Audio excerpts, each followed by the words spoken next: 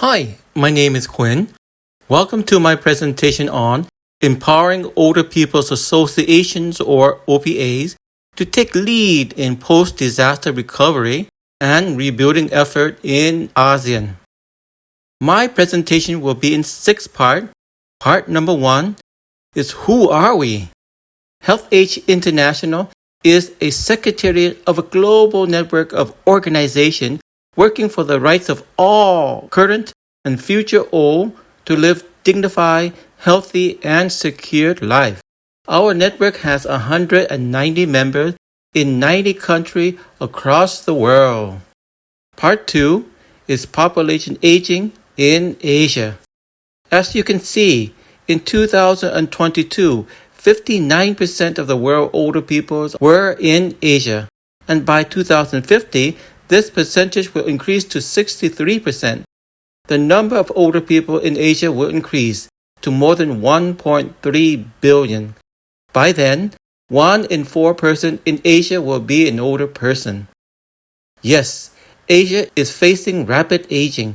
However, many countries still have limited resources to properly respond to and take advantage of population aging.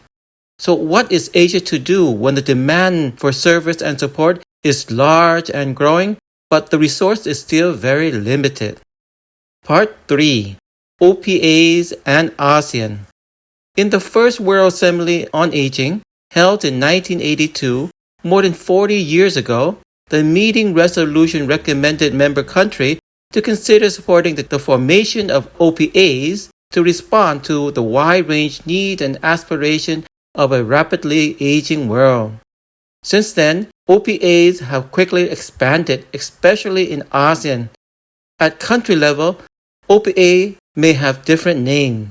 However, at regional level, we refer to them as OPAs. OPAs are now found in most countries in the region. There are more than 150,000 OPAs with more than 16 million members and is still growing in the 10 ASEAN countries. Part 4. Climate disaster and older people. Asia is one of the most disaster-prone regions in the world.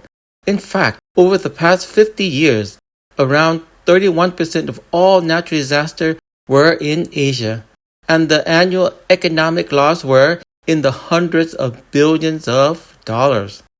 Working with older people, we are often asked, why should older people need to be included in disaster risk management? Here are our two responses. First, older people is often more vulnerable to climate disaster. On the other hand, can also make invaluable contribution to disaster mitigation, preparedness, response, and recovery. Part 5. OPA and disaster recovery in ASEAN. A typical OPA has 8 to 10 core components, which are based on the top need of their communities, such as social and cultural, food and income security, healthy aging, community-based care, community-led development, lifelong learning, rights and entitlement, resource mobilization, disaster risk reduction, and climate change. However, today I will focus only on component number 9, which is the disaster risk reduction, and component 10, climate change. With respect to community-based DRR, OPAs can take lead in promoting a more caring and resilient community, such as in training, planning, and taking lead in disaster mitigation, preparedness, response, and recovery.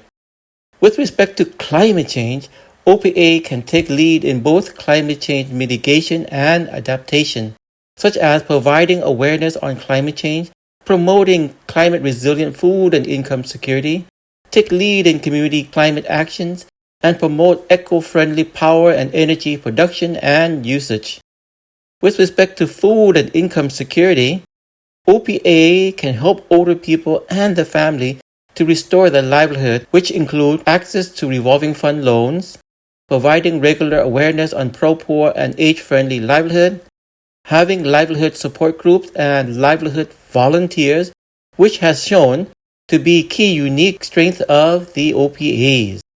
With respect to health and active aging, OPA can help address long-term mental and physical health needs of older climate disaster survivors by promoting regular physical exercise and sport, provide regular health screening and checkup, provide health and self-care awareness talk, improve access to health insurance and medical referral.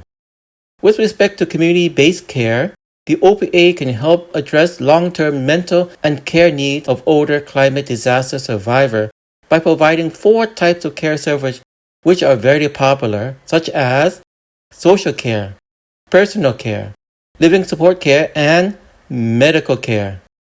Over the years, the OPA's community-based care service has become one of the largest care providers in the country. For example, in Vietnam, the OPA has more than 60,000 care providers, providing free care to at least 30,000 care clients annually.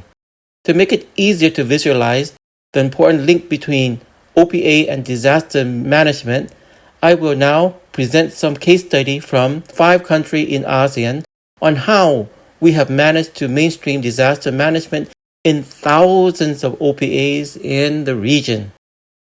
In Cambodia, we work with network members and OPAs in livelihood recovery intervention, such as access to OPA revolving fund schemes, rice and cow bank service, and others. In Myanmar, after Cyclone Nagras, we work with more than 200 older people self-help groups to access to OH allowance, livelihood recovery support, health and care service, and community development. In the Philippines, after Super Typhoon Yolanda, we work with our network members and large number of older people's organizations in shelter reconstructions, livelihood recoveries, and community empowerment. In Thailand, with respect to disaster recovery, we have worked with our network members for more than 20 years to support older people clubs to build back better, and in food and income security recovery support. And in Vietnam, we work with local partners and intergenerational self-help club to conduct fundraising to respond to local recovery needs, organize community cleanup, repair community and public infrastructure, and provide support to restart food and income security activities and health and care service.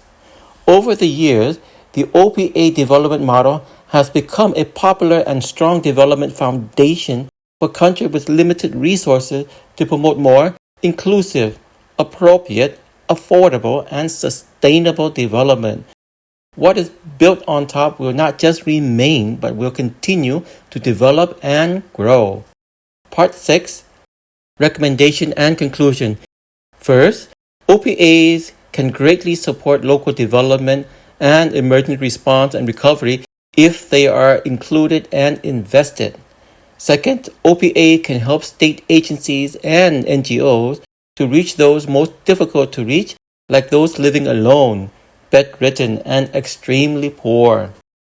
Third, long-term collaboration between OPAs and government service providers can increase the effectiveness of relief and recovery service. Fourth, joint resource mobilization between OPAs and the private and public sectors can significantly increase fundraising success. As for our policy recommendation for age-inclusive recovery framework, ASEAN should work directly with older peoples and their organization. This will allow ASEAN to have greater and more lasting impact, can help ASEAN to reach millions of people with the limited resources that is available. It can help ASEAN to increase its visibility and credibility, and can open up new opportunity for long-term collaboration and success. Thank you.